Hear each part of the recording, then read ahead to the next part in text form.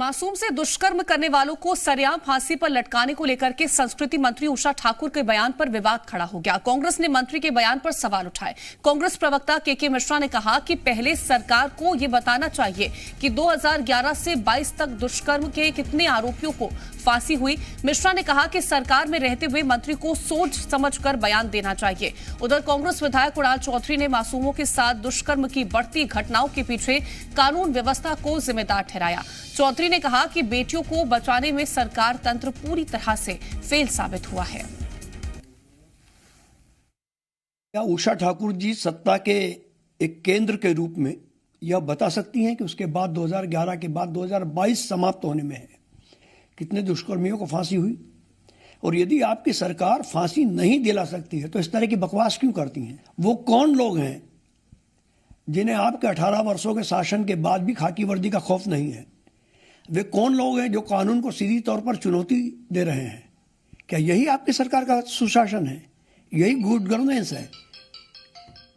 बोलने के पहले मंत्रियों को सोचना। मध्य प्रदेश में लगता है ये चेतावनी है कि बेटी बचाओ खुद बचाना पड़ेगी। सरकारी तंत्र पूरा ध्वस्त हो चुका है। बेटियों से रोज बलात्कार हो रहे, सिर्फ बातें, भाषण, घृणा, नफरत, इसके अलावा कुछ नहीं आता। और बड़ी बड़ी बातें करके लोगों को जो मूल मुद्दा है कि बलात्कार क्यों हो रहा है, जवाबदेही किसकी? क्या मंत्री की इस्तीफे नहीं होना चाहिए? क्या मुख्यमंत्री को जवाबदेही देना चाहिए? स्पष्ट है, जवाबदेही तय हो और जो कानून व्यवस्था नहीं संभाल पा रहे उनके खिलाफ सख्त से सख्त उनके खिलाफ भी कार्रवाई हो। ज्यादा जानकारी के साथ प्रिया पांडे हमारी संवाददाता जुड़ गए हैं। प्रिया, बेटियों को सशक्त करने की बात कही जाती है और इस तरह के जब मामले सामने आते हैं, संस्कृति मंत्री उषा ठाकुर ने बयान दिया कि जो बच्चियों के साथ इस तरह के दुष्कर्म करते हैं उन्हें किसी तरह से बख्शा नहीं जाए, साथ ही अंतिम संस्कार न किया जाए। लेकिन जो मामले लगातार सामने आ रहे हैं उसको लेकर के कांग्रेस सवाल खड़े कर रही है। देखिए, बिल्कुल मध्य प्रदेश पहला ऐसा राज्य है शिवांगी जिसने ये नजीर पेश किया था कि दुष्कर्म के जो आरोपी हैं उनको फांसी की सजा दी जाएगी और इसको लेकर लगातार कार्रवाइयां हो रही हैं। हालांकि अभी तक किसी को फांसी नहीं दी गई है, सबकी सजा जारी है।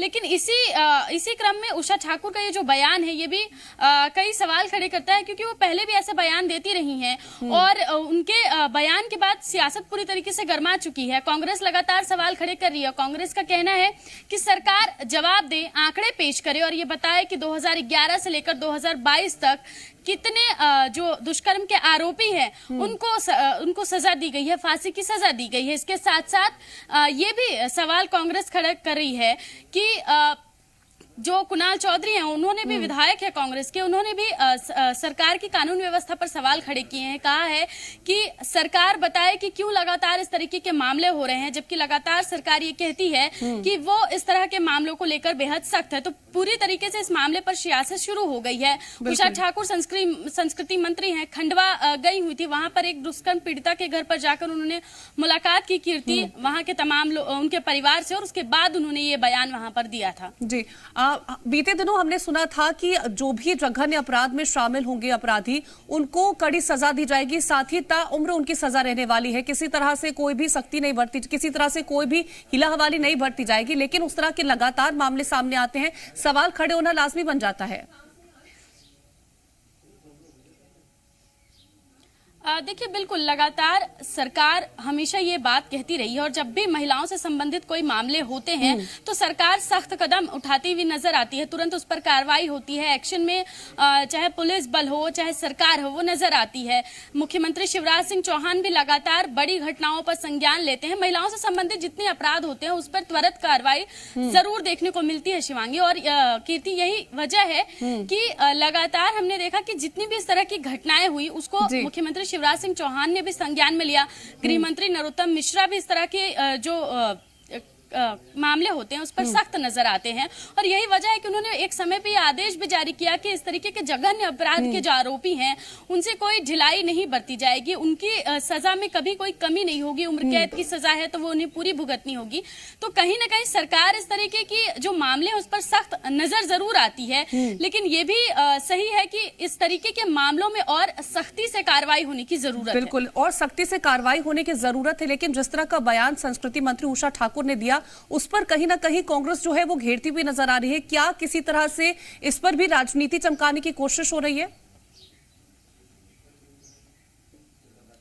देखिए, बिल्कुल ये राजनीति चमकाने की कोशिश ही है और यही वजह है कि कांग्रेस विधायक हैं कुणाल चौधरी, उन्होंने बयान दिया है, कहा है कि कानून व्यवस्था पूरी तरीके से ध्वस्त है। लगातार वो कानून व्यवस्था पर सवाल उठाते आए हैं। उनका कहना है, कुणाल चौधरी है कांग्रेस के विधायक, उनका कहना है कि कांग्रेस के कार्यकाल में इस तरीके की घटनाएं नहीं होती थी, लेकिन भाजपा के कार्यकाल में लगातार इस तरीके की घटनाएं हो रही हैं। जबकि सरकार है वो कह रही है कि पूरी तरीके से सख्त है, उसके बावजूद इस तरीके की घटनाएं क्यों हो रही है। वहीं के मिश्रा है, मीडिया विभाग के अध्यक्ष हैं, उन्होंने भी सवाल खड़े किए कि सरकार बताए कि 2011 से लेकर 2022 तक कितने लोगों पर जो है इस तरीके के जघन्य अपराध करने वाले पर सरकार ने कार्रवाई की है, कितने लोगों को फांसी दी गई है, तमाम आंकड़े पेश करे। तो पूरी सियासत चमकाने की कोशिश उषा ठाकुर के इस बयान पर दिखती नजर आ रही है। बिल्कुल, तो दुष्कर्म के मामलों पर संस्कृति मंत्री उषा ठाकुर ने कहा था कि ऐसे जो भी लोग इस अपराध में संलिप्त हैं उन पर कड़ी कार्रवाई होनी चाहिए, उनको फांसी लटका देनी चाहिए।